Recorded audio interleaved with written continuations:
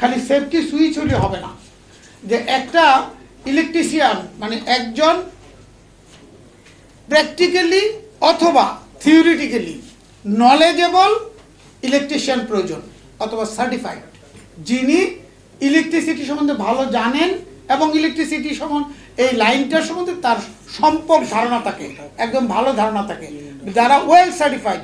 সরকার এমন একটা অর্গানাইজেশন করা উচিত যেই অর্গানাইজেশনের মাধ্যমে প্রপার ইলেকট্রিশিয়ানকে সার্টিফাই করা হবে এবং তারাই বাসা বাড়িতে ইলেকট্রিক লাইনকে অবজার্ভ করবে, ইলেকট্রিক লাইনের প্রপার ইয়ে করা হবে। এটা ছিল 2 নম্বর জিনিস। 3 নম্বর যেটা হচ্ছিল সেটা হলো প্রপার রিপোর্টিং।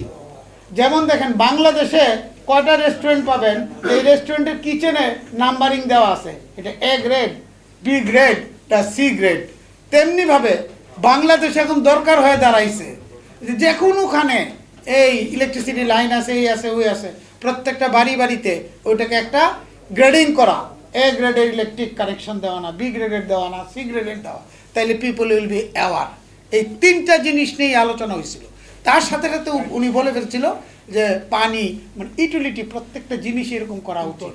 যদিও বিএমডিসির আমাদের নীতিমালা, বিল্ডিং নীতিমালা আছে, ওনাকে আমি বলবো যে বিল্ডিং নীতিমালার সাথে এই নীতিমালাগুলি কি অ্যাডাপ্টেড কিনা এবং এই নীতিমালাগুলি কোনো ব্যত্যয় আছে কিনা এটা দেখা দরকার।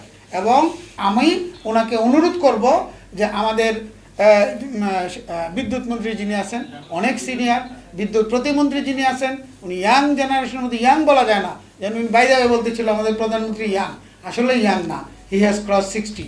তো সে একজন বিজ্ঞ প্রধানমন্ত্রী। তো সুতরাং আমাদেরকে এই জিনিসগুলিকে সচেতনতা গড়ে তোলা দরকার। উনি বলতেছিল আপনাদের মাধ্যমে আপনাদের কাছে স্বনির্বন্ধ অনুরোধ থাকবে এরকম যে এই জিনিসগুলিতে সচেতনতা গড়ে তোলা দরকার। দেখেন একজন বিদ্যুৎ মিস্ত্রি বিদ্যুৎ পৃষ্ঠ হয়ে মারা গেছে, কোনো খবরই লাগে নাই, হয়তো মালিক এটাকে গুম করে ফেলছে, হয়তো কোন গার্মেন্টস একদম হয়ে রয়েছে, ইত্যাদি ইত্যাদি। এই জিনিসগুলি আপনারা যারা আছেন, আপনারা সমাজের সচেতন বিবেক, আপনারা এই বিবেক ইয়ে করবেন যে এইটা আসলে প্রপারলি প্রত্যেকটা অর্গানাইজেশনে যে ওয়েল ট্রেইনড ইলেকট্রিশিয়ান আছে কি।